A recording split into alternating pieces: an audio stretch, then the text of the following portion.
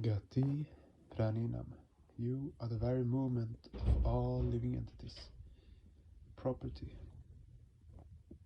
of movement, of dynamism, is one of the basic characteristics of our Supreme Lord. Life also is characterized by movement. We distinguish between living and non-living entities on the basis of their movement. Those who lack in dynamism, though physically they may be alive, are virtually dead. There is no justification for their existence. Hence my exhortation to all is to become active, vigorously active. This quality of dynamism comes directly from Paramapurusha, because he himself is always dynamic. Pavanam Pavananam. Human beings consider certain objects to be sacred. Those objects are called Pavana in Sanskrit. Those sacred objects in turn look upon Paramapurusha as sacred. Indeed, they themselves are considered sacred because they are related to him. Otherwise they would not be sacred. Maho Shae Paranam Niyantri Tadekam. In this world, various persons occupy various exalted posts, and because of their posts, they enjoy social respects and positions. But however high their rank may be, they pray to the Lord, saying, O Lord, I exist by your grace, protect me, O Lord. So the Lord is controlling everyone, whatever may be their post.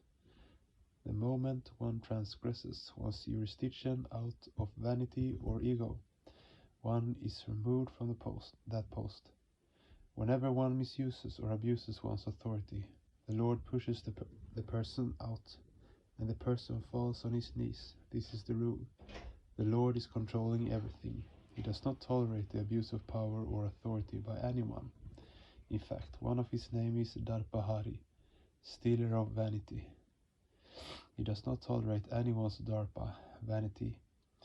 We see in practical life that people may be seated today in the most exalted position in society, but if they grossly abuse their position, they will meet with such a great fall that their bones and skin will be altogether beyond recognition. Paresham Param. In the absence of a witnessing entity, the existence of any entity or phenomenon cannot be substantiated. When an action takes place, there should be an entity to witness it, to appreciate it. Due to the presence of the witnessing entity, an action or an object is substantiated. The entity which witnesses is called para, and the entity or entities which are witnessed are called apara. We consider many entities as para or witnessing entities, but above all these witnessing entities, there is one supreme witnessing entity, Paramapurusha. Hence he is rightly called Paresham Param, witness of all witnesses. Rakshakam Rakshakanam. In various spheres of life, we look upon various objects or persons as our saviors or protectors. But those very persons whom we looked up to as our saviors or protectors themselves look to Paramapurusha for protection. However cautious one might be, there can never be any absolute security for anyone without the protection of Paramapurusha.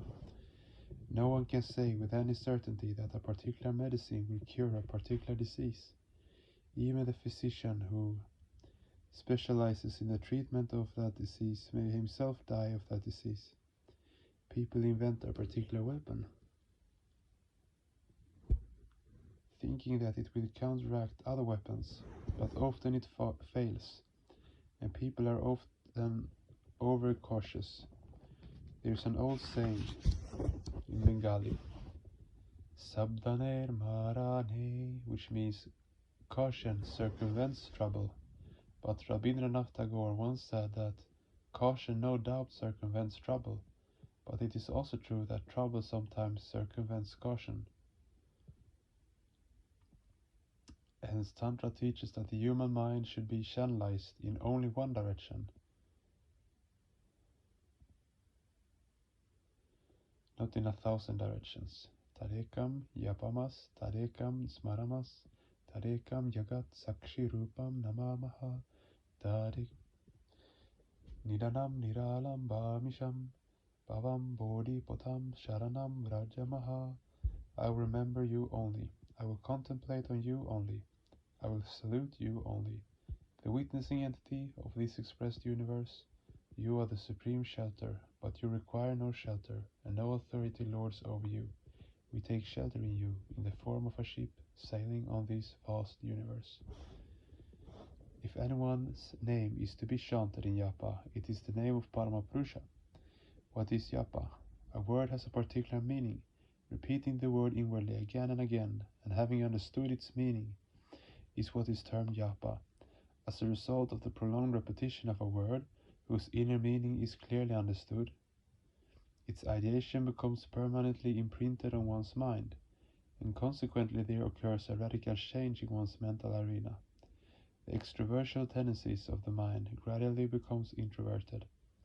This is the benefit of japa, and if anyone's name is to be repeated, it is the name of the Lord. Usually worldly people remember constantly their earthly joys and comforts, or dwells on the names of their enemies, but that is all useless. Only the name of Paramapurusha should be remembered and chanted, for ultimately one will have to reach him to merge in him.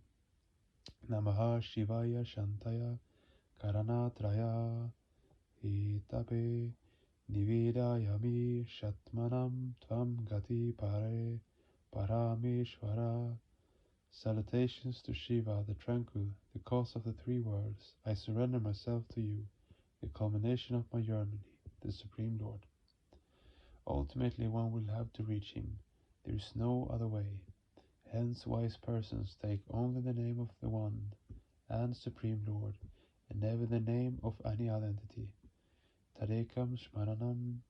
If one has to take refuge in any entity, or has to contemplate any entity, one should take refuge in or think about only the Supreme One, because whenever the mind broods on a second entity, it will become one with the latter. That is, if the mind constantly reflects on physicality, one's whole psycho-spiritual existence will become physical.